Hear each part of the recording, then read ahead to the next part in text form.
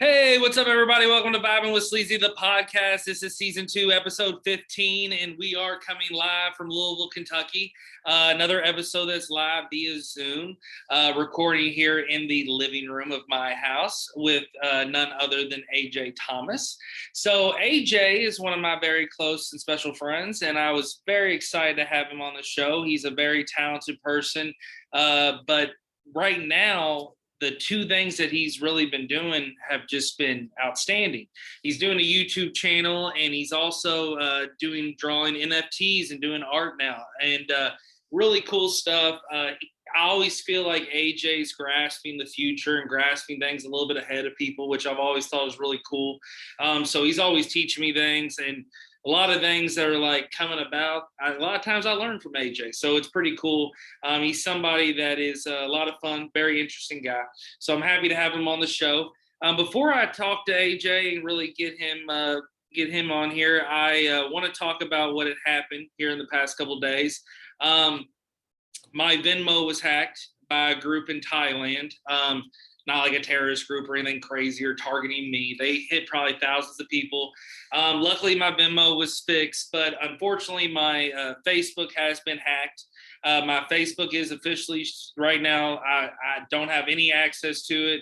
I don't have access to my podcast page or my notary page. So 3 pages up in limbo. A Thailand group kept coming back and forth, changing the password, changing my email. It was like almost an online battle I was having, and then they pretty much have won. So I've had to submit my ID to Facebook. I was able to talk to Sarah Odom, a past guest of the show. She is hacked as well. So it is comforting to know that someone else is dealing with this and can tell me where to go in reference to that. So I will be working on that. I hope to have it back soon. I'm going to hopefully hear some tomorrow when they get back in the office. But at the end of the day, I'm going to write letters, email, and try to get this back. So there is a message that has been posted on both pages saying that it's not me. I will let everyone know officially. But you can also reach me on the Instagram still, Vibing with Sleezy, the podcast, of course. And then you can also reach me on my personal one, The World of Sleazy E. And then vibingwithsleazy@gmail.com. So if you definitely need to get in contact with me, I appreciate. I know a lot of people talk to me through Facebook. I do a lot of booking through that. So it is unfortunate, and it just sucks, especially when your shit's stolen. It's fucked up, but it's a fucked up world, especially in the digital world sometimes. So, but I changed all the passwords, got things fixed, trying to work on it. So hopefully we'll get this back.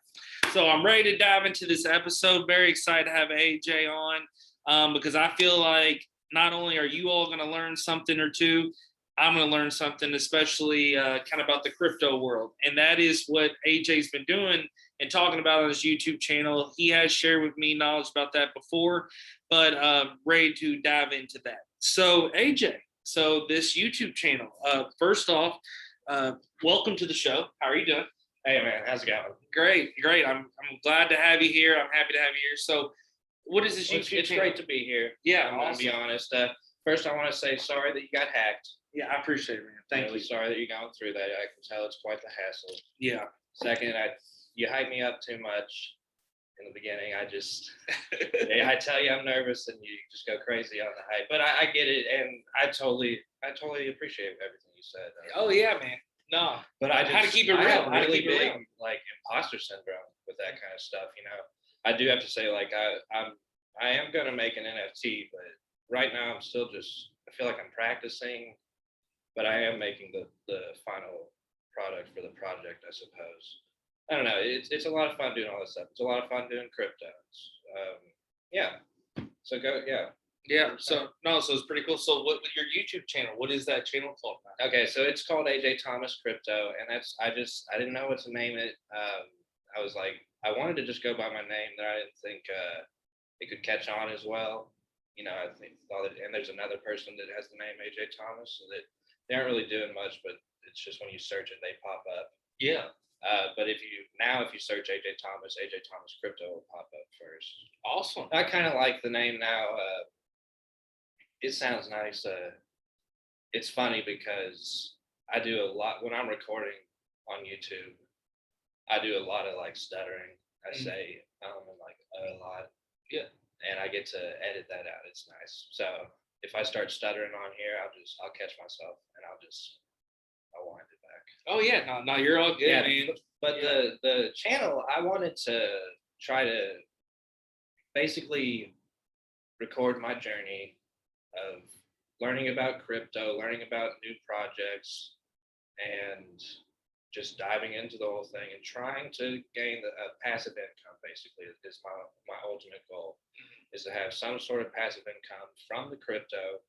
And when I say that, I don't mean like I'm selling trades and getting like money like the stock market. Yeah. Crypto is basically like the stock market on steroids. If you know anything about the stock market, when people buy, the price goes up, and people sell, the price goes down. Same thing happens with crypto, but it's open 24 hours. Stock market's only open during the day, and it's just wild. It's so volatile. Every token is. They all go up and down so rapidly. Mm-hmm. It's very hard to predict what crypto's going to do. Yeah, and that's what I'm glad you said that and kind of explained what kind of, because we were talking about before the show, the basics of crypto is kind of hard to really dive into, but it is like you said, kind of like the stock market is a digital thing, and there's so many cryptos out there, right? Yeah, you can just get apps now, just like you can with the stock market. You can just get apps to buy crypto, and they're centralized apps there, but they work well. And like Coinbase, Crypto.com. I don't know why they named it Crypto.com, because it's only an app. They have a website, but it's like it just says use our app. Yeah, it's a very weird name. And Crypto.com actually just did one of the biggest arena purchases in sports history. Mm-hmm. They bought the Staples Center where the Lakers play, and where the Clippers are playing too until they get their new arena. So I thought that was huge. And they recently released a blockchain and have their own token called Crow and CRO. Nice. And basically, a lot of people think they're going to do well because of that purchase, because their name's going to be so big on everything. It is interesting that they made that move, especially with their name, Crypto.com. Like it's going to be called what, Crypto.com Arena? Yeah, that's what it is. It took away the Staples Center, which, in my opinion, being a sports fan, just in general, where award shows are at and everything, it's always Madison Square Garden, New York, or the Staples Center in LA. Well, now Crypto.com Arena. So, and the Lakers, who, yes, they're shitting the bed this year. They're not good at all, but one of the biggest sports teams in the world. So for them to name their arena after that, they're taking this shit serious, and they're ready to go with it. So I think that's a really cool and an impressive move. And it's all about branding anymore. I mean, the branding's really key. That's why it's such a big move with their token and with their blockchain and with their whole platform and everything, because branding is huge, and it's hard for a lot of people to get their name out in the crypto world because there are so many tokens. Yeah. And because there are so many tokens, there are so many scams. It's just a lot of them will launch the same day they launch, rack up a bunch of liquidity, have a bunch of people buy the token, and then they'll just steal all the liquidity and get out of there. They'll rug the token. It's called a rug pull. Oh, okay. And basically, they'll just run away with the money, and everybody will be left, just without their initial investment, without anything. Wow. Okay. And the token, they'll be left holding the token. Is that legal? Does that mean that might be no, it's not legal. Yeah. But most of these things, it's not like, hey, I'm AJ Thomas and I'm making this token. It's like, hey, I'm A Jesus and I'm making this token, and nobody knows who A Jesus is online. Yeah. So people are like using pseudonyms or their online handles to market everything, and and they dox themselves. It's called doxing when they tell you like who they are, everything about themselves. You learn their background. It's really nice actually to know all that stuff. And the more and more rugs there are and scams there are, just failed attempts at projects in crypto, the more you just the more you want the team to be doxed. Yeah. Because it just makes it feel a lot safer. Now, it doesn't mean that it's going to be a success, because there are businesses all the time that we know exactly who's behind them. They fail. So it doesn't mean it's going to be a success, but it is makes you feel a lot safer. It makes you feel a lot more secure when you know who's behind the project. 100%. I totally agree with that. And it's all about, I feel like, marketing, branding, and also to kind of what what the person's about, and kind of like you said, what their goal is. And I think that's what's cool about your YouTube channel is that, like you said, you're focused on a goal, and and you're getting to highlight and show it, and people are interested. And and like I saw that one comment, that dude was like, "I love this guy." So it's like that's cool stuff. When I get comments like that, it's super nice. I think it's so nice, and it really helps me mentally to hear that stuff. Because I never thought that I'd get the reaction that I did get. I got like over 2,000 subscribers in just over a month, and I didn't think I'd get that reaction. And the reaction of people telling me that they love me, and that they think I'm really like funny, and they notice like how dry my humor is, and they really latch onto that, and they like how dry I am. I don't know. I didn't even think about that would be a thing. But the more and more I start to be myself on camera, the more it comes out that I can slip my humor in and be a little funny. Yeah. Because I think it's called like edutainment, to make them like educational entertainment videos. And I think that it's a lot more fun to make them like that. I have a lot more fun, joking around with just staring at my computer. Yeah, and I mean, humor makes things fun. I mean, it makes learning more fun. It makes talking about anything like more fun. Yeah. So I think it's great. And another thing that I love about your channel is when a new video does pop up, you use that. I don't know what that is called on YouTube. The still art, like the display art of the video. The thumbnail. The thumbnail. Yeah. So sorry, I had a brain fart there, but the thumbnail. Your thumbnails are great. When I first started my channel, I was just like, I'm gonna just make this for fun, see what happens, but I still like to go all out with things. So I immediately started researching like what makes a channel good and what makes a channel successful. And one of the biggest things is the thumbnail and the title of the video. The title has to have a lot of keywords in it, to hopefully 3 or more. Okay. And it makes the search term, or makes the searching much easier when people are looking for the content that you have. But the thumbnail is a big thing. And you see a lot of thumbnails of people with like really excited or like surprised faces. Yeah. And I read some kind of statistic. I don't remember the exact number, but it was like people are basically only looking at these thumbnails for like 3 to 6 seconds at max before they're gone. So they decide very quickly if it's something they want to watch. And so I didn't want to do the crazy faces on there.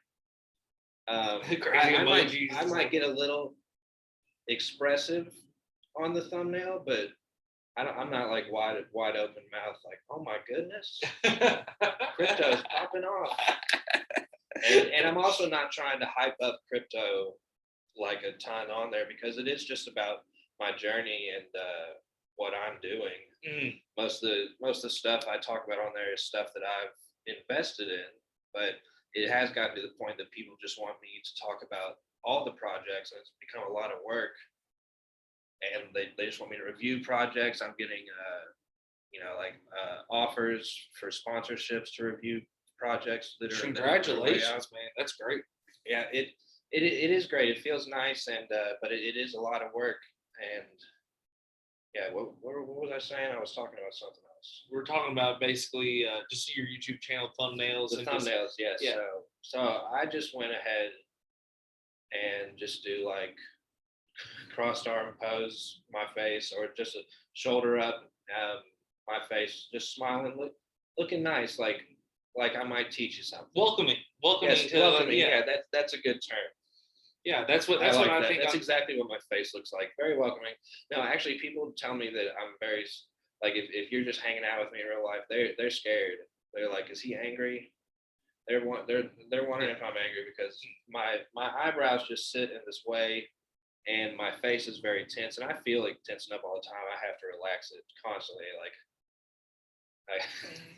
I feel you, dude. Right, I did security this past week at the Arcade Expo, where thanks for coming up, AJ visited one night. It was a ton of fun. Yeah, the expo, Louisville Arcade Expo, shout out to them.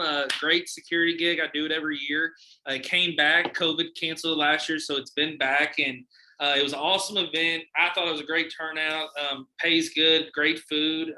People were fun. So it was a good time. But I catch myself doing the same thing. I was doing security where I sit at the same post and I'm checking wristbands. There's a few times where like my eyebrows are like, I catch myself just kind of mugging almost. And it doesn't, and then people come over to me and they're like, you want a shot? Like, you okay? And I'm like, no, I'm good. Like, man, I'm just chilling. I'm just like, I have really bad social anxiety. So when I'm out in public and like I'm already having trouble with just the situation of me being in public with a bunch of people, and I'm looking angry at the same time, my friends will start coming up to me and asking me if I'm okay. That's happened all my life, and I've had to start telling people not to do that because that just makes it worse for me. Like asking me if I'm okay when I'm sitting there trying to act normal as much as I can, and when I'm feeling a ton of anxiety, it's. And I'm glad that, and I feel like I read you pretty good nowadays since we've gotten to each other. I read you in situations. You do great. Yeah, so I know how you are. I think we're great friends. Mm-hmm. For sure, man. And we'll definitely be having other adventures here coming up. So we've had some fun times in the past, and man, it's like, dude, crazy to think back how far we do go back. Myers Middle School, which I love always shouting out Myers on the show because such good times, and random people from Myers at the Arcade Expo this weekend that have like 3 kids now and all this stuff, and I'm like, holy shit, like life is flown by. Speaking of like social anxiety, I remember this exact event where everybody was like lining up for the bathrooms in Myers, and you and I were like horsing around, and we were like miming hitting each other or something, and then you started miming hitting me in the stomach. But your very first punch hit me right in the stomach and knocked the wind out of me. And you're just cracking up. You're cracking up, and the wind's knocked out of me, and you keep punching, and I have to continue acting like I'm just getting hit. And afterwards, I'm just also the wind's knocked out of me, but I'm just trying to act so normal, like nothing happened to me. And you can't breathe at all. You got to take those big breaths. I'm just dying, and you're cracking up the whole time, and I'm trying to laugh too. Like, yes, it's hilarious to me. I loved it. I had a good time too. Let's connect. I was just trying to connect with you, and I just don't want to. I never wanted to be out of place or like put a flashlight on me. I never wanted to put the light on me, like make people look at me.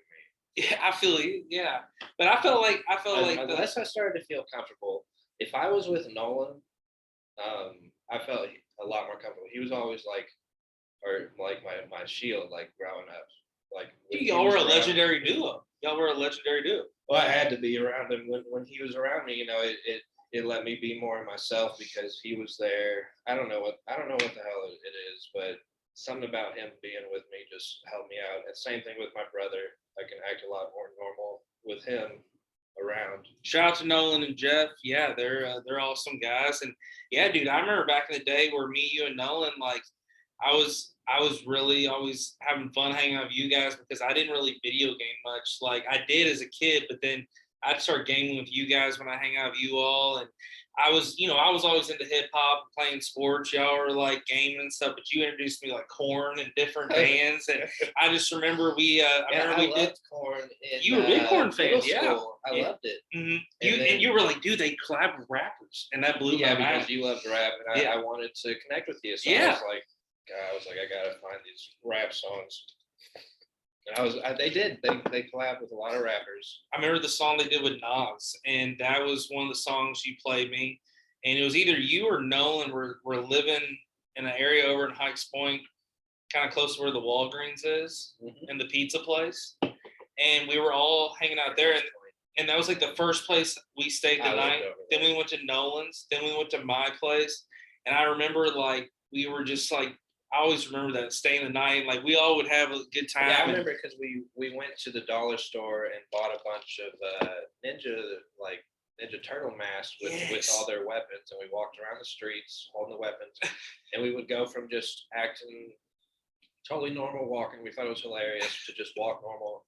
Then all of a sudden just bust out and start fighting with all our little itty bitty weapons. They were like for elementary school kids. That's the size they were. Yes. And we would just we would fight for a little bit, and then we would just go back to blank face walking. And it was such good times. It was a fun thing to do. Did some goofy shit, man, back in the day, but it was fun, man. Like growing up when we grew up was great times. I mean, the '90s, early 2000s, like it was fun times. I mean, I just remember all the fun things, and shout out to the Teenage Mutant Ninja Turtles. Like I have one actually up here on my kitchen table. There's a Teenage Mutant Ninja Turtle in here. Yeah, actually, here I will. I'll bring him into the room. This is him. This is good.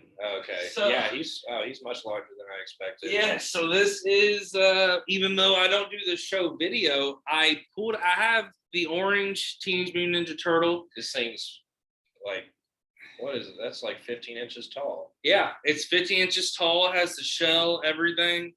This is one of my favorite toys from when I was a kid. So shout out to Teenage Mutant Ninja Turtles. I mean, it's a great piece, and the turtles were always cool. He's ripped. I wanted to buy a bunch of action figures at the Arcade Expo. They had a bunch of nice ones. Dude, they had some sick ones, and I love that stuff. I mean, I'm a big eBayer, and I loved walking around the expo and just looking at things. Like I wasn't even really interested in buying at the time, but there is some cool stuff and a lot of like throwback stuff that I like. I want to get.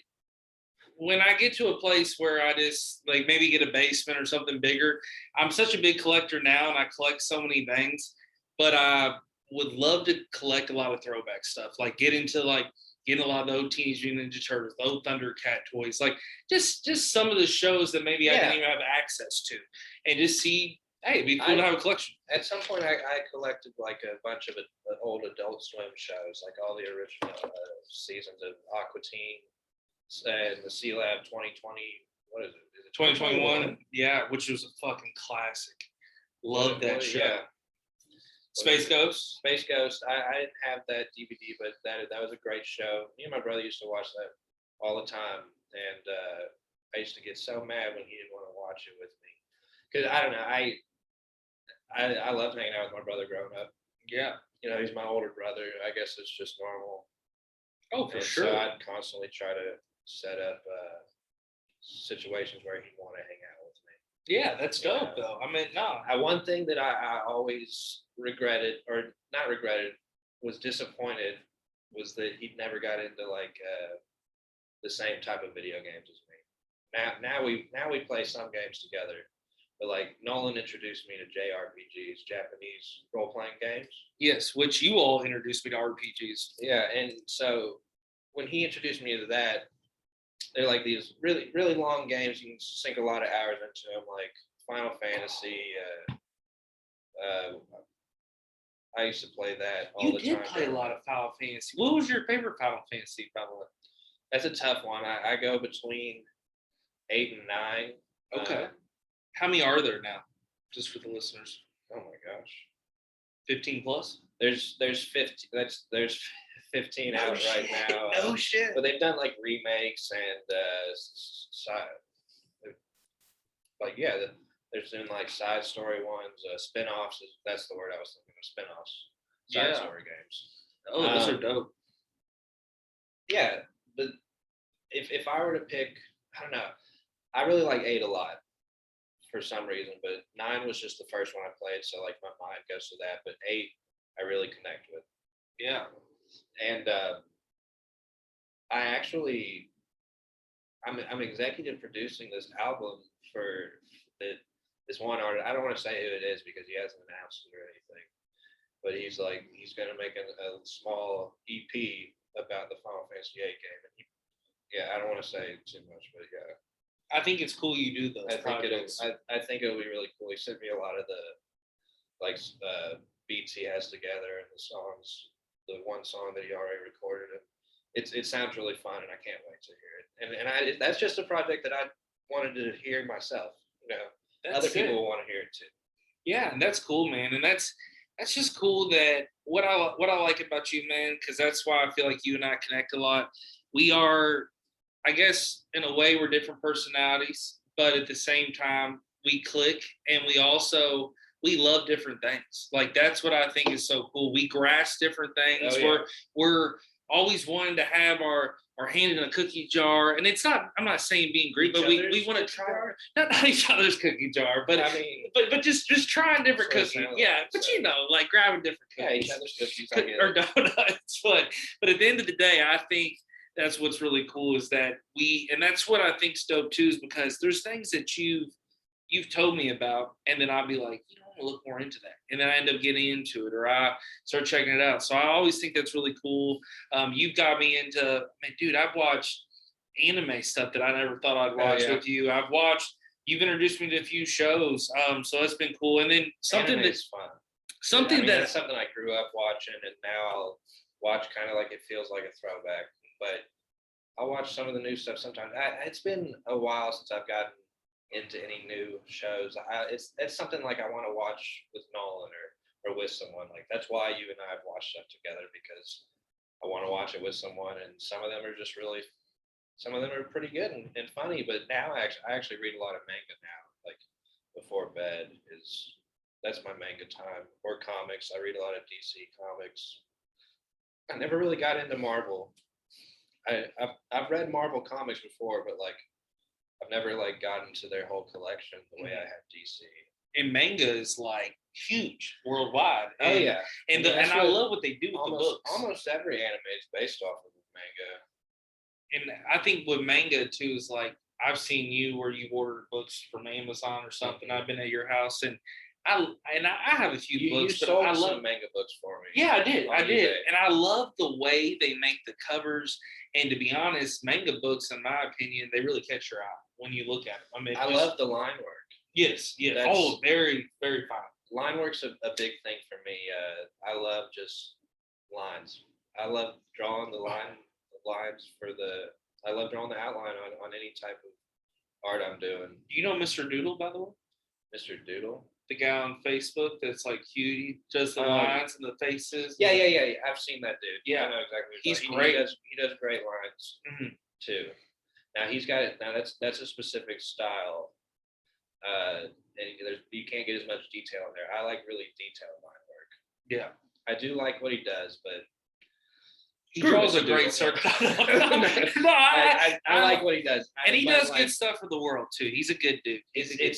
Something about manga I like a lot is when I'm drawing it or when I'm reading it, I can look at these lines, and I really like to think about how I could draw that. Like I'm constantly looking to learn new techniques while I'm reading it. Yeah, and just because I love looking at art and thinking about each stroke they made with a pencil or with the paintbrush or whatever. I love to look at and see it and think about when they did it, how they did it, and how they created that. It's just really interesting to me. That's what I look at when I look at art. That's what I think about. Like I don't often think of the like symbology or if there's anything behind it. I just really like to look at how they created it.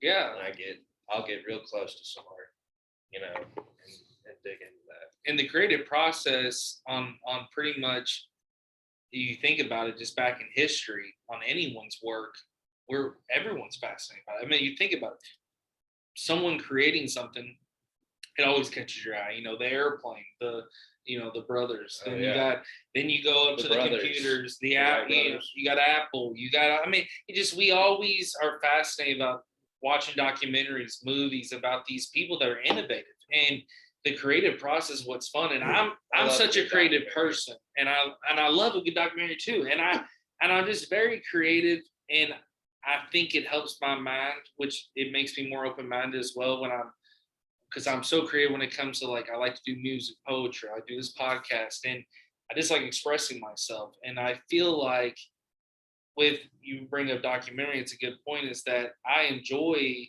so many things of being creative that it opens my mind to watch so many documentaries. And then I love watching about creators. But also too, it's some of these documentaries, it really hits you in the feels, like what's happening to Bob Ross right now. Like that, oh yes, yeah, I watched that. That was tragic. It's tragic. I mean, it seriously is tragic. Here's a little lesson too for everybody listening. Do not buy any product that has like Bob Ross on it at the stores. Like you see them at bookstores and Walmart, and you see it online, don't buy it. It doesn't go to Bob. It doesn't go to his family. It's not a good situation.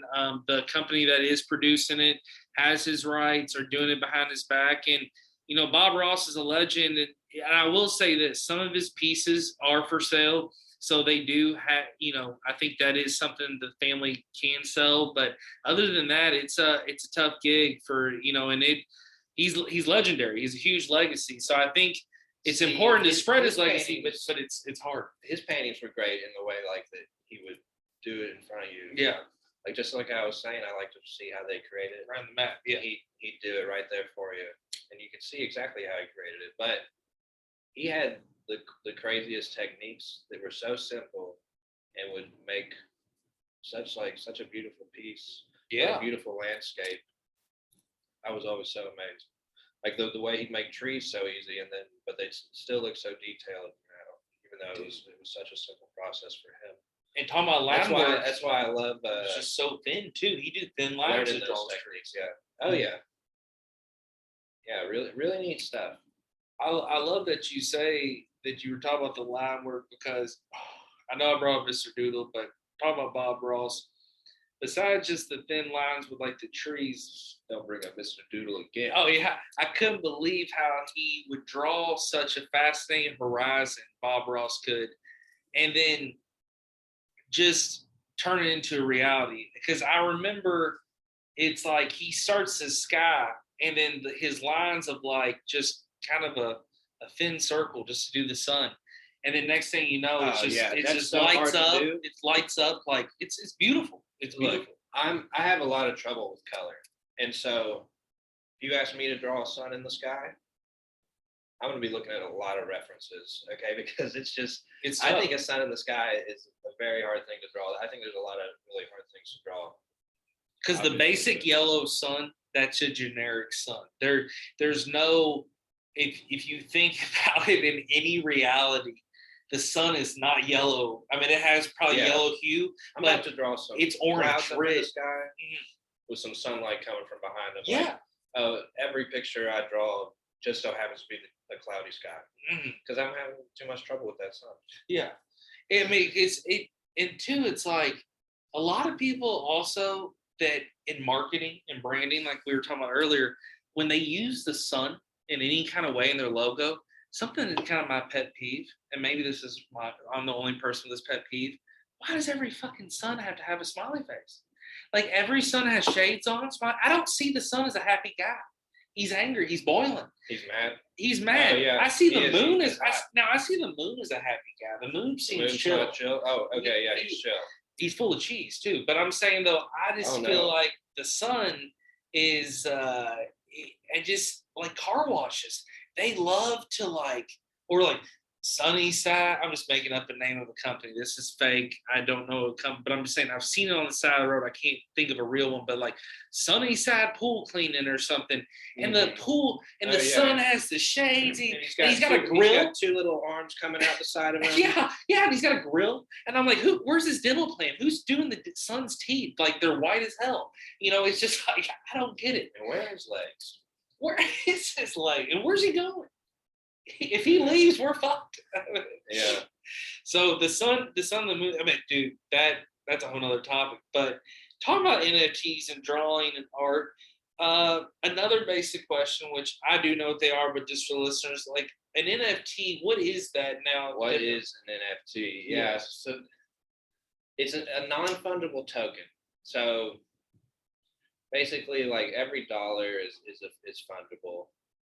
So it's not non-fungible because there's a ton of them.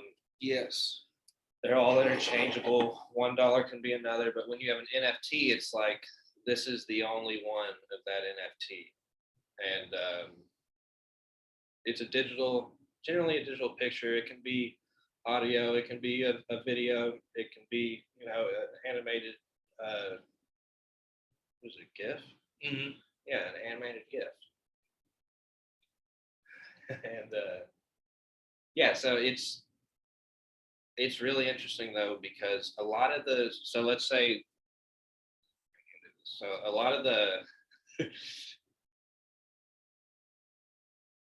a lot of them right now are profile pictures. Okay.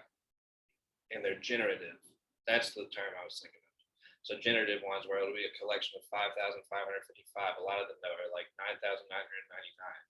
And basically people will take let's just say it's a person, like a picture of a person, and they'll draw a bunch of different eyes, a bunch of different noses, a bunch of different mouths, a bunch of different hairs, maybe hats, clothes, all different clothes, and then they'll plug all that into a code. Take each little trait that they drew, Yeah, and they'll export it as a PNG, plug all that into some code, and it'll generate this collection of all these different NFTs that all look like wild and crazy because they've been spliced between all these different traits that this artist is drawing and such. But see, a lot of them are just art where they really only get you into like a social club, like because NFTs do have utility. Yeah. The first NFTs I ever bought were used in like an NFT game that I played. Okay. And so I would run the NFTs that I bought, basically they would run in the game for me and basically like mine coin for me. If you've heard of like mining, except it's different because it was just in a game. It's just gamified staking, or gamified decentralized finance. There's a lot of different ways to it, but so you would invest in like this NFT game and that would make me money basically. Gotcha. Okay. And I made good money the first couple months. Now it makes me like maybe $20 a day to play that game. Okay. But it used to make me like anywhere between 100 to 200. Wow. When I get lucky. That's still impressive. Oh yeah, no, that's what I'm saying. It was an absolutely, it was a great thing. But like I'd invested a good amount to achieve that. You know, it's not like none of it's free money. And none of it is a sure thing. None of it is easy money. None of it's a get rich quick scheme. You can't look at any of it like that. How easy is it for a basic person to create a piece of art and get it uploaded as an NFT? Is it, or do you have to hire somebody? I mean, I don't know. No, so I actually minted an NFT today of one of the pictures or one of my drawings that I drew on my iPad.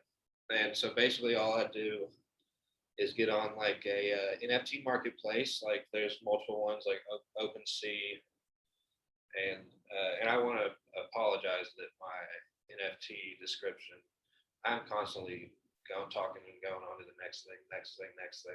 My NFT description was not the best, but it gets to be more and more. Like I said, they're making audio. Like with Snoop Dogg came out with an NFT audio album. Like it was, and each song at launch was like over $1,000, but it's because then every time somebody plays the song, you get a little cutback from like the ad revenue. Oh, okay. Yeah. So anyways, as I was saying, you can get into the NFT marketplaces online. I went on to OpenSea today and minted a drawing that I drew of Gohan from Dragon Ball Z. Yeah, it was dope. It looks dope. Thank you. I thought I love it. I thought it was great. So I put it up. I put it at a price that I thought it could be valued at, like, because it is just art and you just put a value on it. And so, so I put up a picture of that and somebody could go up there and like screen print it, press print screen on their keyboard and copy it, or take a picture of it with their, with their camera. And then they'd have the picture of the NFT. That's what I was wondering. Yeah. but it's kind of like so it's almost like you get to promote, but you get that for publicity, I guess. No, but right now I'm selling it. Oh, okay. If somebody buys it from me, they can sell it for more money if they want to, or they can start freaking out and sell it for less. People are. But it's like a chain kind of deal. Yeah. Okay. Well, yes, and I'll get royalties each time somebody buys it because I'm the artist. Oh, that's dope. And it is, but what the example I'm going to use is like a painting in a museum, like the actual painting. You can walk up and take pictures of it. Okay. But you can't sell those pictures for $1 million. Yeah. But the owner of the NFT can sell their NFT. Okay. And when people have value for the NFT, they'll buy it. Like I was saying earlier, a lot of NFTs will get you into social clubs, online social clubs where you can chat with the other people that own the NFTs. There's a really one of the ones that did really well, like the main one is Basie Board Ape Yacht Club. Okay. And I don't know if you've seen it, but it's a lot of pictures of apes, and they all look bored. And they're all wearing different clothes, different traits, like I said, just all that jazz. And people are constantly being like, why? Because they're selling for like millions. Really? Mm-hmm. Some of them now have sold for over $1 million, I know. But I don't know what the floor is on it. The floor would mean like what the cheapest one is.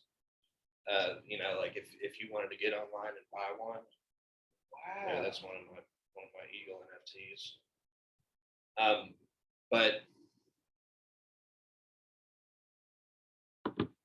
see, this is like when I'm editing or when I'm filming, I go blank all the time because I can edit. No, you're fine, dude. I mean, in my show, everybody knows my show's raw.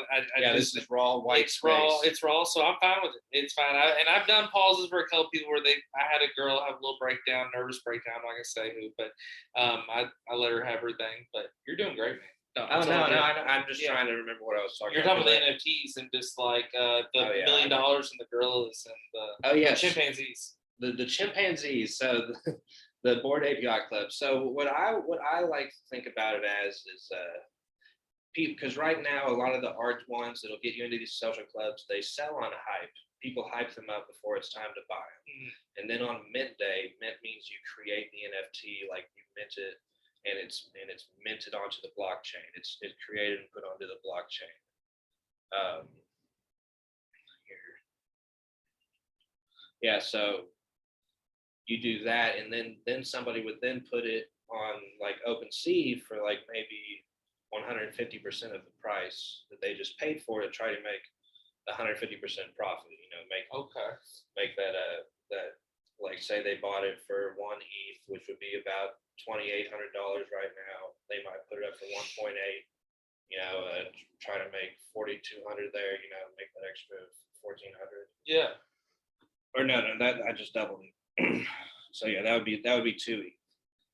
I don't know what. I can't do the math right now. I think I did it right the first time actually. Now, do people? Let me ask you this though. Just talking about for basic people, could like someone take a photo of something they took a picture of? Like, say they were out. Okay, say they're out in their backyard and they take a picture of a cow and they just upload. There's photography on here. That says an NFT. Yeah, you like I said, I uploaded the picture I uploaded that was of Gohan was just a PNG. Like if you take a 4K photo, you can then upload it as a actual NFT. I saw a bunch of when I was getting ready to upload mine this morning. I saw a bunch of fun photography of just like trees and it has to be 4D.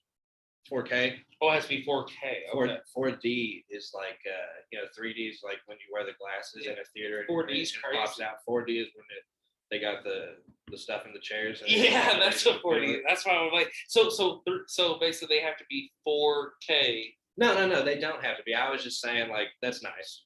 Oh, that's way better. That's way better. It's nice to have a 4K picture, but it doesn't have to be. No, like you could take a picture. You could screenshot this of you and me, and I can put it up as an NFT later and see if anybody will buy it. Oh shit! Yeah, like we could put it up and sell it for $5. And somebody might buy it, and then like if your podcast ever pops off, whoever bought it for $5 might try to sell it for $100, and then maybe somebody beyond that tries to sell it for like 500. That's fucking sick. I maybe have to get an NFT thing. Yeah. I got some good photos. The reason I asked about that too is I have that tiger photo that the Smithsonian magazine. Yeah, I'd love to do that as an NFT. Yeah, I could totally show you how it's no good for the podcast, to sit here and like show you how to do it. Oh yeah, no, I'm not gonna do it. I'm just saying like I wish I could walk you through it. But it's a really simple process where you just upload the photo, say I want to put it up, you pay a little gas fee. A gas fee is just like a small tax on the blockchain on whatever chain you're on. Gosh, we just blew through all the crypto stuff. Crypto is complicated. Mm. There's a bunch of different chains like Ethereum, Avalanche chain. Okay. Gosh, Harmony. Like there's the Binance Smart Chain, and they all use a different native token to pay their taxes, like the gas fees on it. So you always have to hold some in your wallet. And it's a good idea to hold a lot, actually, to invest in holding the native token of each chain. Like if you think a chain is going to do really well in a year, you might want to hold that token for the whole year, because, like, say the AVAX chain, Avalanche chain, that uses the AVAX token. It launched, gosh, I want to say maybe a year and a half, a little over a year ago. I don't know the exact date, but it's been over a year now, probably well over a year. And it basically went from being down in the $5 range to up to $100 over that year. So if you had invested it down at the bottom, you would have had like a 20x, 20 times your investment, and you could sell it or you continue holding it. But now it's down to like $80. Yeah. And because like I said, it's volatile, but the native tokens are always going to generally do well over time.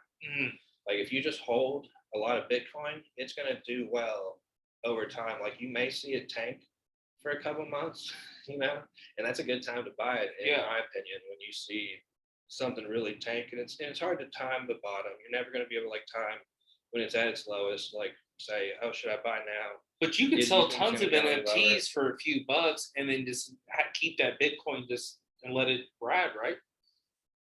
Is that kind of how NFTs would work in that way, or would it be just currency? Wait. Yeah, you can generally get paid whatever you want from the NFT. Yeah, I was saying it might be a smart idea. If people do, just get it Bitcoin, just let it sit. Yes, get it in Ethereum. It's like on OpenSea, you could get paid in Ethereum and let it sit. So here I pulled up the Bored Ape Yacht Club page, and the floor price, the cheapest one, is 96 Ethereum, and one Ethereum is $2,800. So wow. Yeah, so 2,800 times 98. The cheapest one right now is almost $275,000. Holy crap! And people are like, "Why would you pay that much for a picture of a Bored Ape?" Mm-hmm. And it's to get into this club at this point. Like Justin Bieber's got one. They say that a lot. I can't think of who else has one, but it's just like if you have a Bored Ape, you're higher up in the NFT space. Like you've bought, you're more invested. That's Justin Bieber. Is it really? Yeah. God. What is that playing on? I don't know. I think it came from your music on your phone there. So listen. I've been listening to the hits. So listen, Justin Bieber, don't sue me. Don't flag this episode. That wasn't enough. This was just a few seconds, but shout out to JB. They probably heard me say Justin Bieber and started playing it. I see. That's what happened. So shout out to Justin Bieber. You're a legend. Hope you love the show. The 10 seconds. Thanks, bro. But anyway, back to it. So I don't know what the original mint price was for Bored Apes, but let's just say it was $300 to originally make a Bored Ape. Yeah. To mint one, Then that person might have sold that for $500. The next person might have sold it for $700. And it's kind of like, it's just like they just label it a yacht club. And so they just hyped it up and got a lot of people interested. And the price just keeps going up because more and more people want to get into this exclusive club, because there's only like 5,000 of them, I believe. I could be wrong there. I think that's the number, but basically now it's super expensive to buy them, and some of them are rare too. Like the traits will be a little rare to have, and then the rare NFTs might be worth more. That's why some have sold for over $1 million, even though the cheapest ones are. It's so fast. But it's like if you think that an NFT project is going to be really hyped up, get in early. And you think a lot of people would pay money to get in, try to get in early, because you can sell. It's kind of like, would you buy a pass to a yacht club if you knew you could sell it to a millionaire? Now that's not going to happen. I'm just saying, not like, hyping people up. If you were to hold, like, if you knew that you could sell it for a lot more, like I bought these Meta Eagles, and a couple of them have sold for over 30,000, 45,000. Holy shit! Not the ones that I have. Not the ones that I have. Whoa. Just ones in the collection. Yeah, no. But like, so that's big money. I know. So that's what I'm saying. And that came out like maybe a month ago now. Probably not even that long ago. That's life changing money. I mean, that's it'd be very nice. Yeah, it's like woo. So the thing I was gonna say too about the NFT game is that not only they're doing it that way, but something I learned about NFTs, and I'll be honest, I bought a pack. I thought it was fun.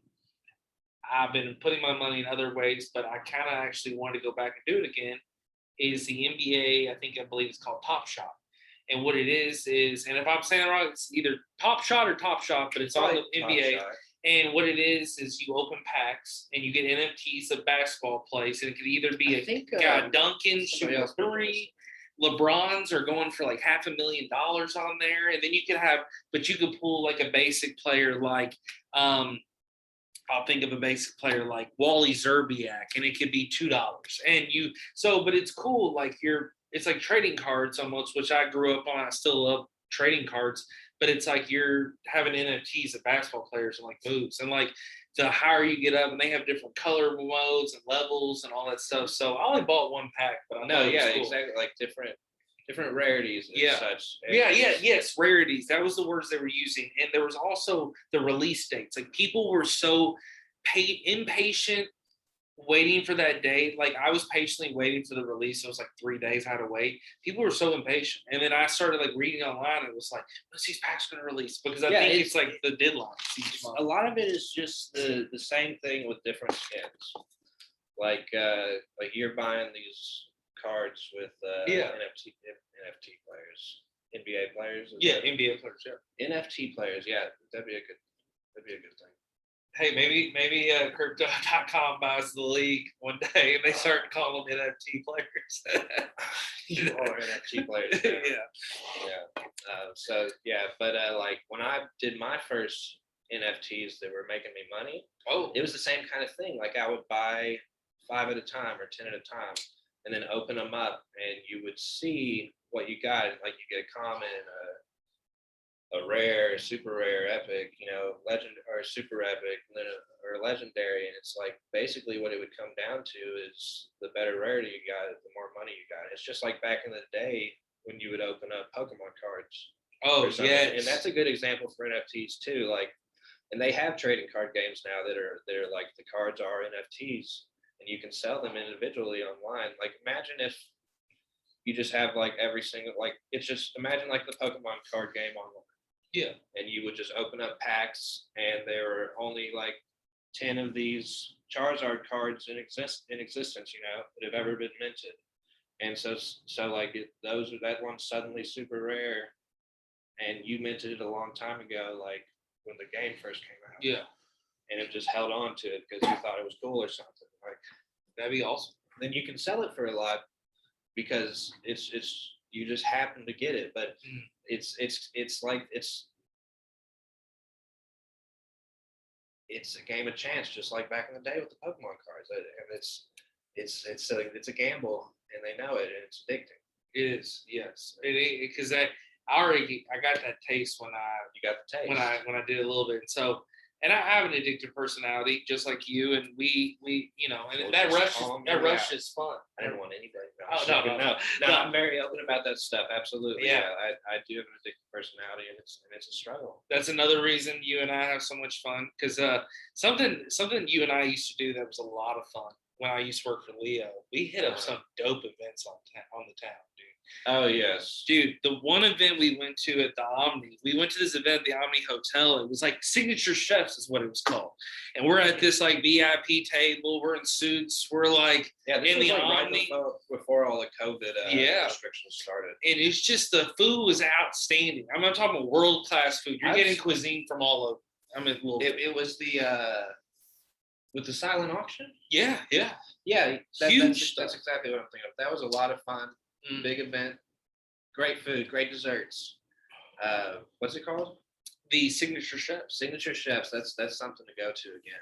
Oh yes, I mean I would pay to go to that. Now, it was a silent auction for charity, and I'm gonna tell you right now, I bought a lot stuff that night, and then the COVID restrictions started, and I couldn't do any of the things I bought. Like I bought like go-kart, I was like renting out the new go-kart place, like Overdrive.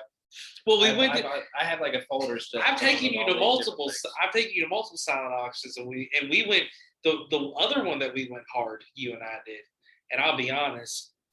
I was dating my ex at the time, and I kind of got in trouble because I went a little too hard. So I'm buying the zoo packages and all this shit.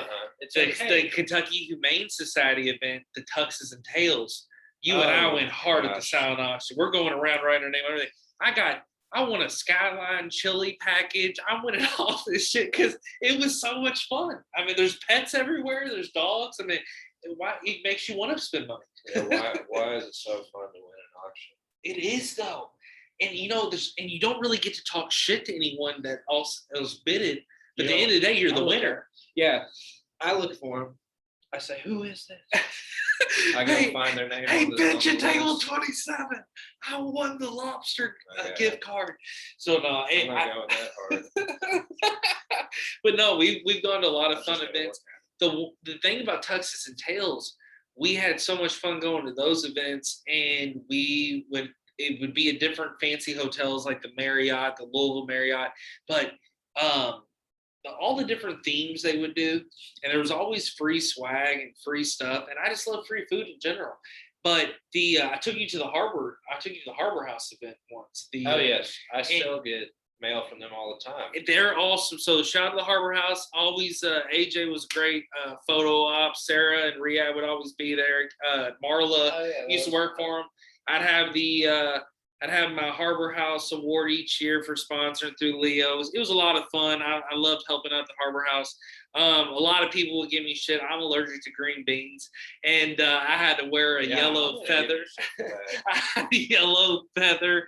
I had to wear, and then they put the fucking green beans on my plate, and I said, "I'm the sponsor. I need you to take this back. Like I have a feather. I'm the sponsor." No, they got it all fixed. It's very embarrassing to go out with Eric. No, I'm very swamp. No, I was gonna say swamp too. That's a great. I've done probably fucking 500 plus events in the city, and I'll be honest, that was some good times. That was fun route times. I was glad I got to broach you when you're out with me, and I'm having social anxiety. Like, I'm just not. I'm having a good time. See, I'm using you as my shield. It's great. Then remember the night that we got to hit up fucking Morton's. Was that no? We hit up the hotel. What was the one down at 21C? We hit up that restaurant, Prime. Is that the name of it? That's the name of it, Prime. No, is it? Hotel 21C is the name of the hotel, but 21C. There's a restaurant inside the hotel. I believe it's called Prime. I could be wrong. Very well. We do have phones. AJ has a phone, so we're going to look that up. But here's the thing. Keep talking. Hotel 21C actually at one time in Louisville was voted #1 hotel in the United States, which that's huge. And it was really cool to have it. We have a museum, an art museum in the basement of the Hotel 21C. There's a lot to see. There's actually a theater area. Proof. So shout out to Proof. Yes, great food. They were awesome. Quite a few times now. It is pretty good food. And when we went together, that was really good. I got a mocktail. I got scallops. Oh, I love getting a scallop dish. Oh, I just wish they'd give me more. I know. It's like when you order scallops, give us more. I wish you got so many scallops that they weren't counting, but they're like 1, 2, 3 scallop plate, and then they put that out and they're like, here's your very expensive. It's like there's an inventory specialist. It's like he's adapted to the code, so he sits in the cooler and he's like, how many scallops do you need? And they're like we only need we need like 3. This guy looks skinny. We'll give him 3. And it's like, no, like give us more scallops. I tell you, I eat my scallops slow. I love a scallop. I love a scallop with like a little bit of lemon juice on it. I love a scallop with a little bit of a sear on it where the edges are like, oh yeah, brown. Got a little cook there. It makes a little tender. Bonefish Grill has phenomenal scallops. Have you ever cooked a scallop? Never cooked one. Me neither.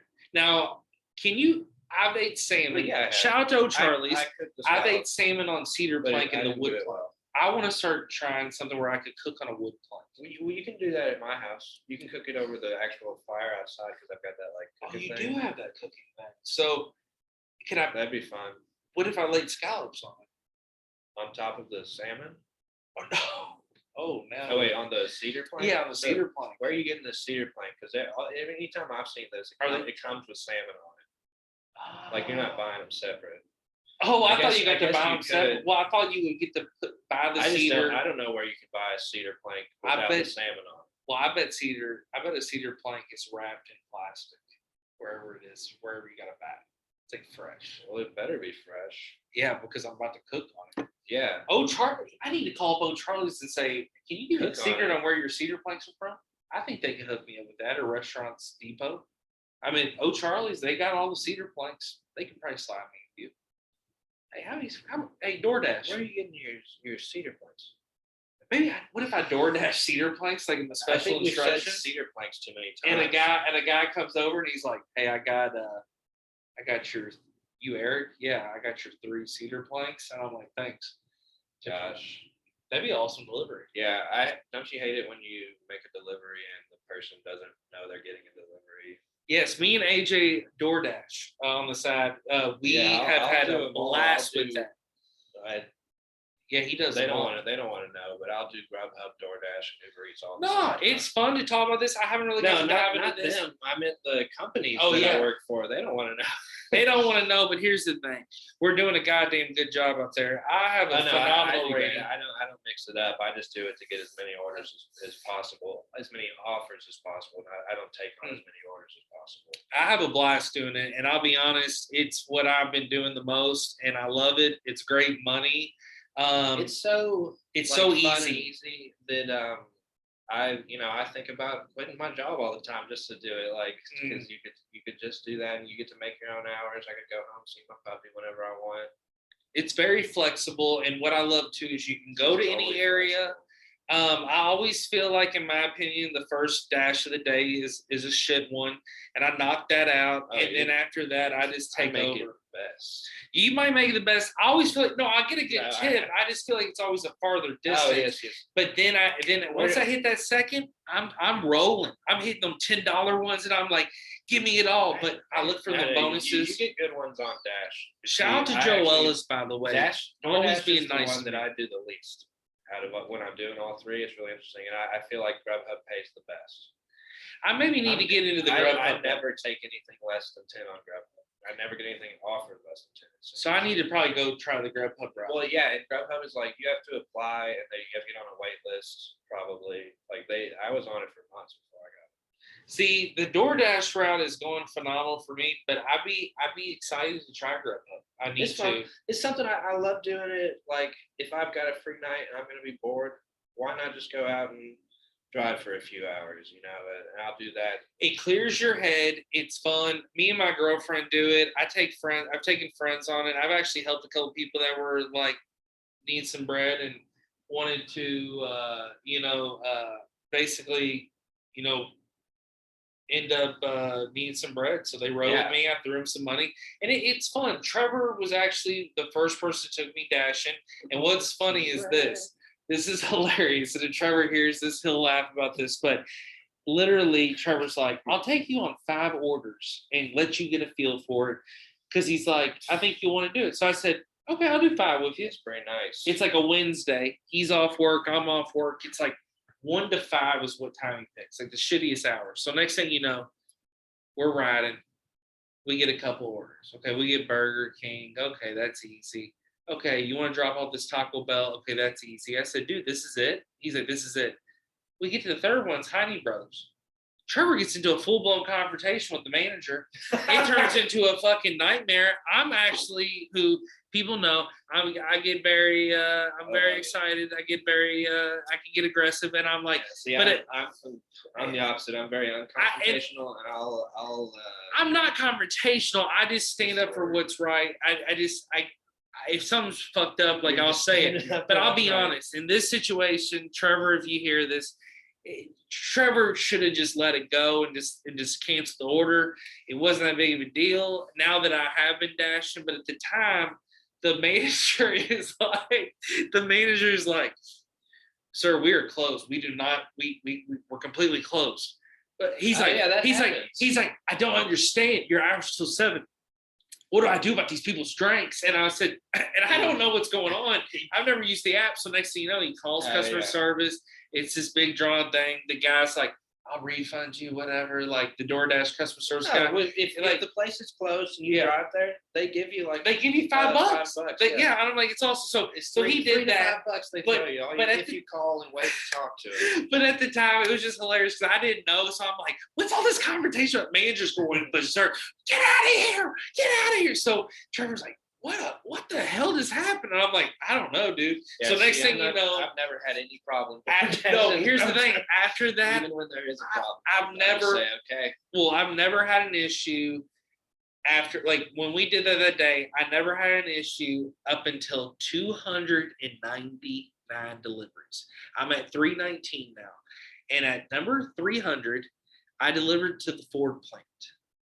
And I've had some tough ones. It was tough. And I had to go through a bunch of security barricades. It got to a point where I could not go on anymore past these points. So I gave the lady the food. The guy even worked in the same kiosk. Well, next thing you know, I'm like pulling to the side and I like take the food back from the lady because the lady's not the right person. So then I get hawked up by security. They start pushing me, like getting me out of here, thinking I'm like, I'm trying to deliver this food to Brendan. And it's this huge fucking chaos. They're like yelling all this shit. It's this whole thing. I push this guy down. I push this other security guy down. It becomes this whole thing. I throw the food. I'm like, fuck this. I leave. I text the guy. I said, this is a mess. And I'll be honest. It was a nightmare. And I was like, this was like 11 o'clock at night. First incident I've ever had. If I'm there, I'm walking away. I'm like, I don't have Eric's back on this. This is too much. So I call DoorDash. I tell them what happened. They're like, I can't believe security did that to you. We're on your side.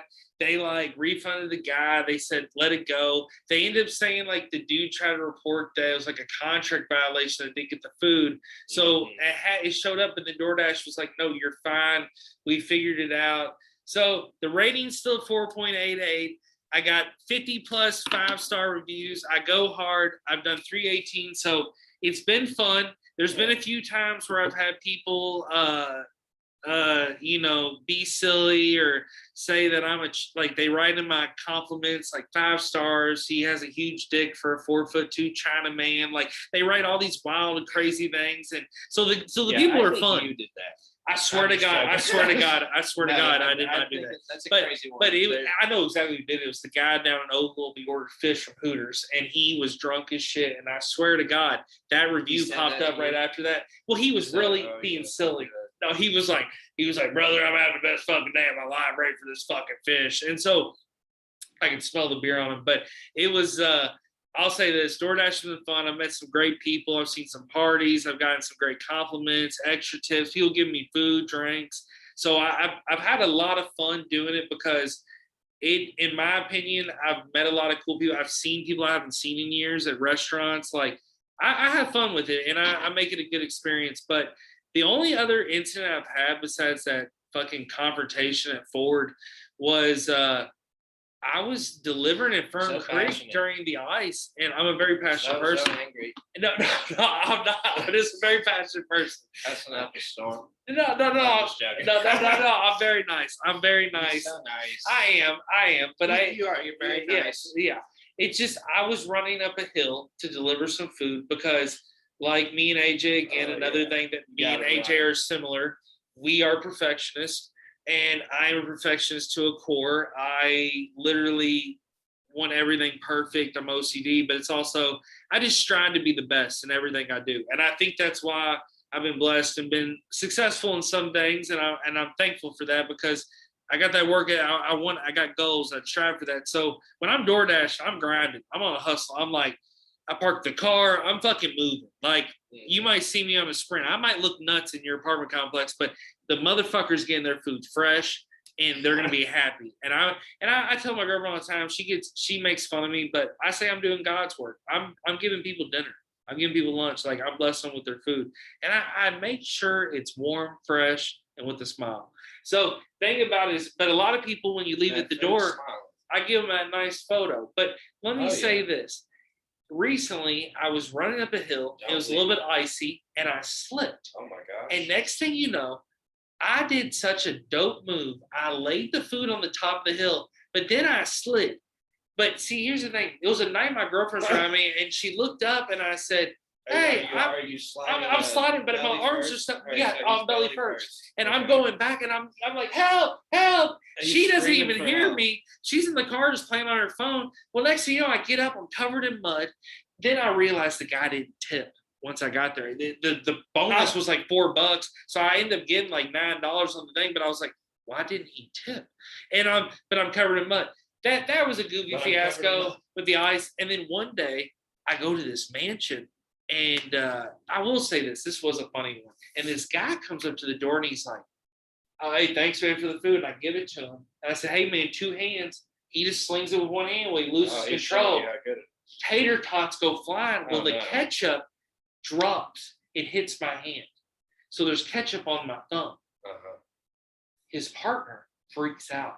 He's bleeding. Like he's bleeding. And he's like, "You need to get inside." And like, he's talking to his partner to get inside. His partner's like, "Are you okay?" And I'm like, "Are you okay?" I'm like, "Are the tater tots okay?" I'm like, "Tater tots are no." And then I was like, "I gotta go." And I was like, "It's just ketchup. I'm not bleeding." He's like, "But the tater tots are like," and I said, "I don't know what to do, but the tater tots, they're everywhere." I said, "I'm so sorry." I was like, "I'm so sorry." I said, "I told you 2 hands." He goes, "Is this my fault?" I said, "Yeah, it's your fault." He goes, "Eh." And then he turned on his partner. He's like, "The tots are everywhere." The partner goes, the partner is the side. He goes, "You better clean up the ketchup." And his partner goes, "Yes, sir." And I said, "See you guys." And I get in the car. My girlfriend goes, "What just happened there? That was like a movie." And I was like, "I got ketchup on her." Actually, to be honest, she might not even notice. She might not even notice. Like, they cut me. They cut. Yeah. Hey, look at my hand. Ah! So it was a complete. I wish the twist was that you actually got cut. You were being so nice. Oh, dude, it would have been fun, dude. But I am very nice with these food. Like I'll do things like I've had people where they write things in the instructions like "Sing me happy birthday" or I've like some pretty do some ones, funny things. And I don't do it. I'll do it like the one person that told me to twerk my butt when I dropped their pizza on the ring cam, like, and I did it for like 5 seconds. And you did a pretty long one. That's 5 seconds is a long time. Oh, I got to get into it.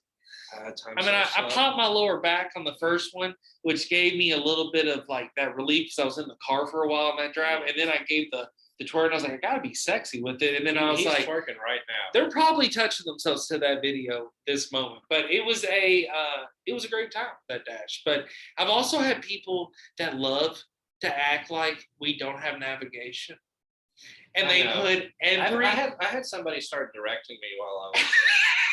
Start giving me directions. They're like, turn left. And I'm like, whoa. Like, but I love the people that put like, because turn left where the owl is, and I'm like, what owl? It's like I'm looking for an owl. Reads every message out to you, so when they're doing that, it's constantly just reading them out loud to you, or at least that's how I've got mine set up. It'll say what does it say? The customer. Oh, the customer requested to leave this order at the door. They love to say that. I'm like, I love a good leave the order at the door. Those are the best. I leave it in the best spot, not in front of the storm door. It's never going to get hit by the door. I put it off to the side. They can grab it easy peasy. I'll tell you what, I order a lot of food sometimes too. And so many times people, you don't have a storm door here. Okay? No. There's a storm door in my house, so a door that. Thanks for sharing my security details. You don't have any locks on your doors here. Okay. I live with no door. Multiple windows here are broken and had easy entry. There's 7 squirrels in my living room right now. Yeah. One's chewing on AJ's tail. It's ponytail. My tail. What was I talking about? We're talking about you're getting delivery food when you're not dashing. Yeah. So and people often will put food or even drinks right in front of the storm door, where I have to because you're gonna hit it. Open it up just the bareliest bit, and a tiny itty bitty bit slip my little hand out and around and grab it. And I've knocked over like my stuff before. It's frustrating. I don't get it. I don't get people are a little too quick there when they're putting it down like that. And I don't do anything. I'm not like going to decrease the tip or anything. There have been times when I've gotten mad, but it's just because people are doing stuff wrong. I will say this: one of the funniest moments ever was me and AJ and a group of guys, and sometimes Jeff's girlfriend, play a game called The Binding of Isaac. The Binding of Isaac, which is a classic. Four Souls. So it's awesome game. It's a card game that's based on a video game, which is called The Binding of Isaac. So much fun. It's addicting. We've had a great time. I keep it on the go. Yeah, we have great battles. It's awesome. It's a very great developed game. It keeps getting better. But here's the thing that's hilarious. So one night we're all playing. It's me, AJ, Harold, Jeff, and Jeff's girlfriend. I always go blank on her name. He doesn't have a girlfriend. Oh, excuse me. I'm sorry. Well, his past girlfriend. Excuse me. I didn't mean. But I'm saying we ended up. She's nameless now. No, she's nameless now. But her name was. Yeah, I changed it so many times to make her mad that I don't even. Yeah. Well, probably like her real name's. It's Audra. Well, Audra. Well, we ordered delivery pizza. Well, she thought she ordered delivery, but she had actually hit the carryout button, didn't know. So we get to a point where we're into the fucking game. Oh yeah. And it's like an hour 45 going on. It's Friday night, so we're like, oh, it's a delay. It's popping. Next thing you know, AJ a few times is like, what's the update on the pizza? And she's like, yeah, I don't know. She's like, it's just telling me it's still going. AJ's like, did you hit the order button? Yes, AJ, I know how to order a pizza. Next thing you know, she looks and she's like, I didn't say it.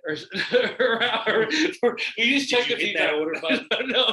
Did you order it? I reset it. I just remember she looked down and she's like, oh God, I ordered for carryout.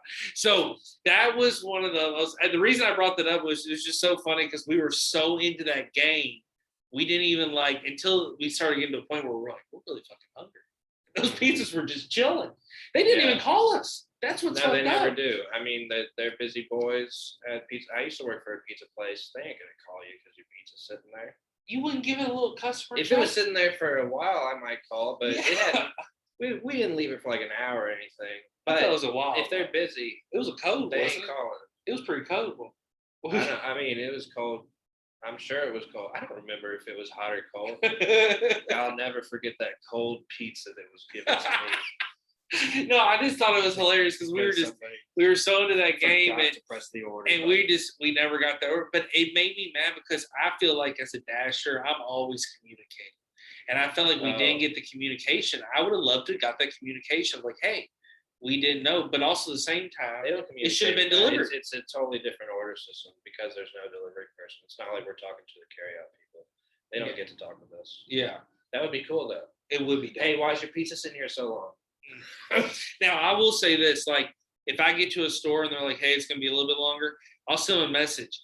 I'm going to give a few tips real quick while people are listening, AJ, if you don't mind, about DoorDash. And if you have any tips, I just want to give 5 local tips real quick. You're going to give out all our secrets? No secrets. Just a few things to help some people out here in the local area. You can give out the secrets. If you're dashed in the St. Matthews area, here's a place that I will say to stay away from is Lemongrass. Next to Baskin Robbins and Hikes Point. It's one of the worst places ever to do carry out for DoorDash. They will fuck you and they don't give a shit about you.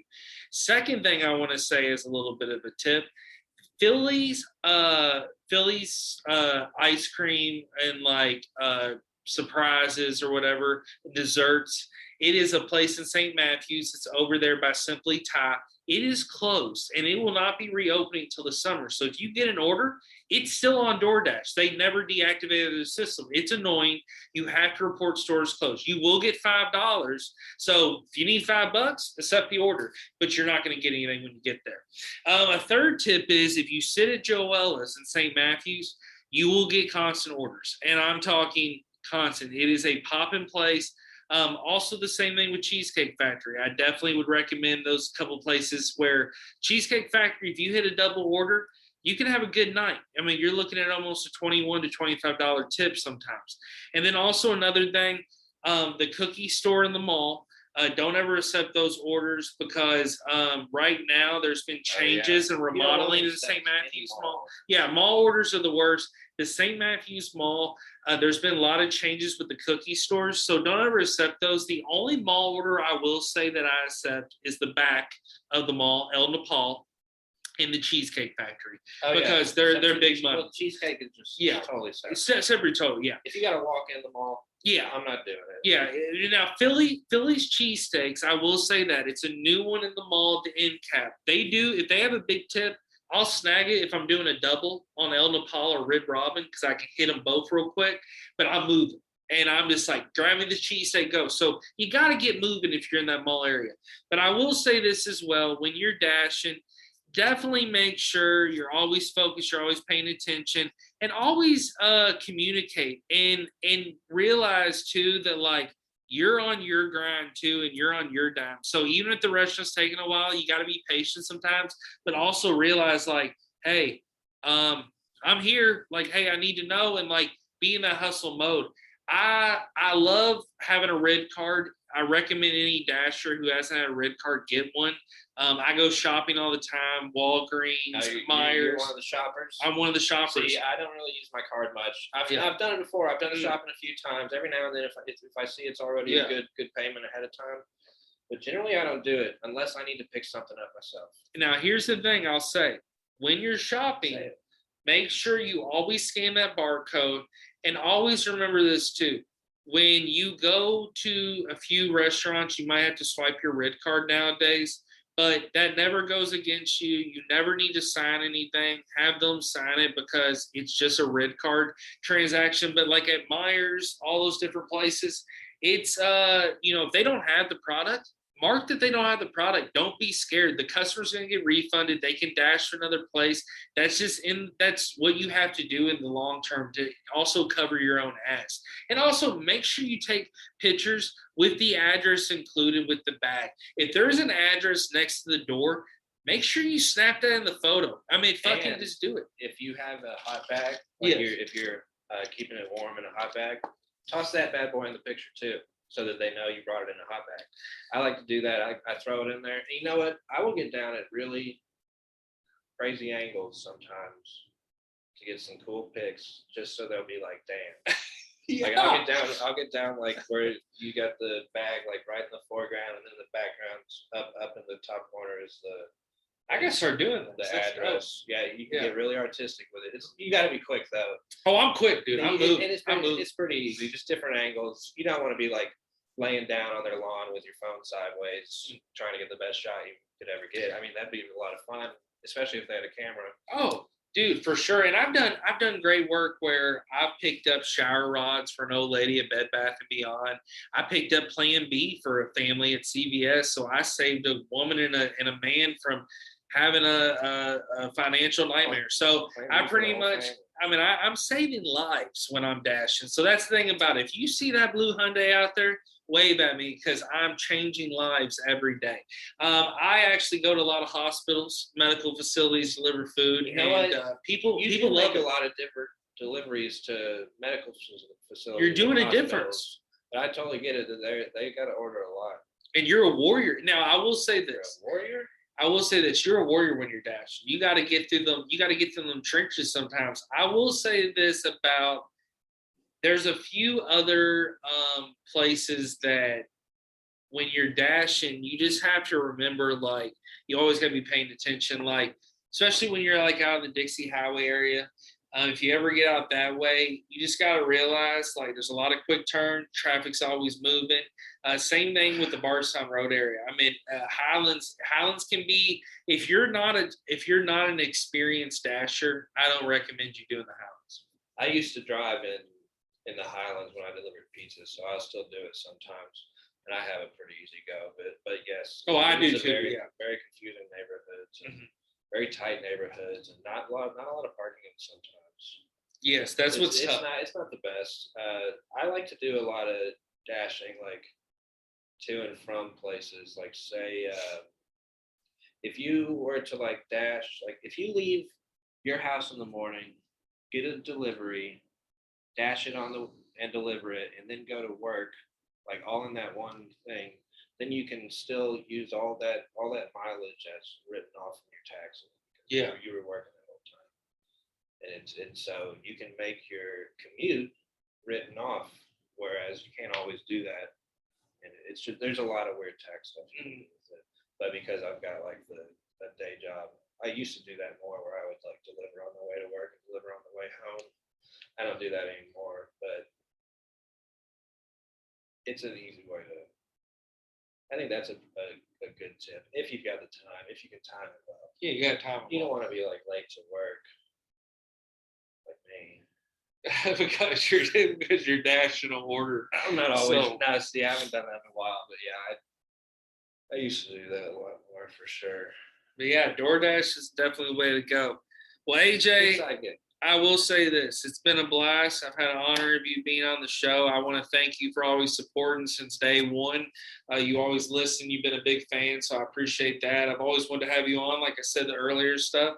Definitely, before we sign off, I want you to shout out your YouTube again and also explain maybe possibility where someone could find your NFT. Oh, yeah. So my YouTube is AJ Thomas Crypto.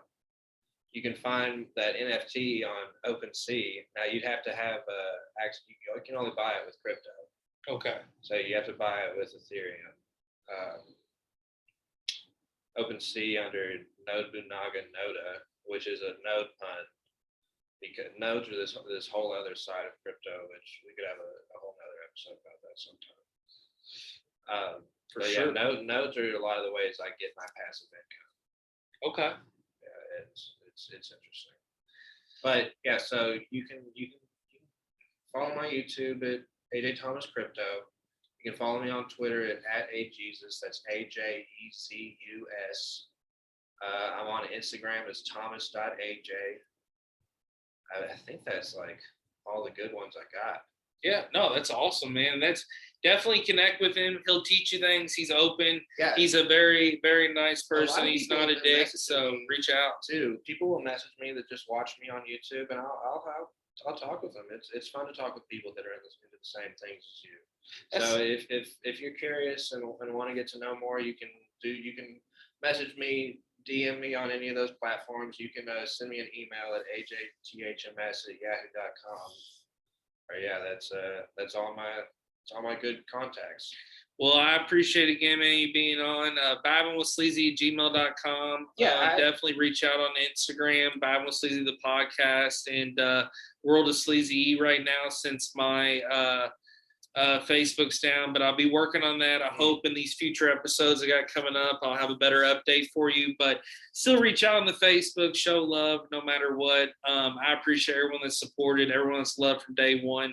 I'm gonna keep pushing. Only got about 5 more episodes left for the season takes a end and then take a break till the summer. It's a lot of work doing these podcasts and this show, and I put a lot of dedication into it. I'm hoping, everybody keeps listening, supporting, and, I've reached some marks that I didn't even think I'd even fucking reach. So I appreciate everyone. Thank you. You're doing great. Thanks, man. You're doing great. I'm so glad you got a lot of episodes out. It's fun doing a lot of that stuff. And I know it takes a lot of work, especially when you go in and edit a bit. It's like, it can take a lot. And I want to say thanks so much for having me. Yeah. Oh, I appreciate it, man. It's been a lot of fun just chatting.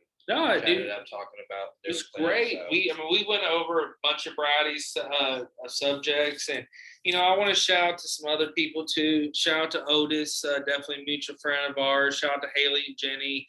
Shout out to Nolan. Shout out to Jeff. Shout out to Harold, who was a former guest as well. And shout out to who? Oh, I saw you were the shout out king. Oh yeah, and and shout out to Akira, and shout out to Buttercup, and and Porch. So there you go. Shout out to the whole gang. So those are my pets. Yeah, those are the pets. Yeah, just a name drop. Yeah. So, but everybody, thanks for supporting and listening. We are out. Peace. Yeah. See y'all later. Thanks.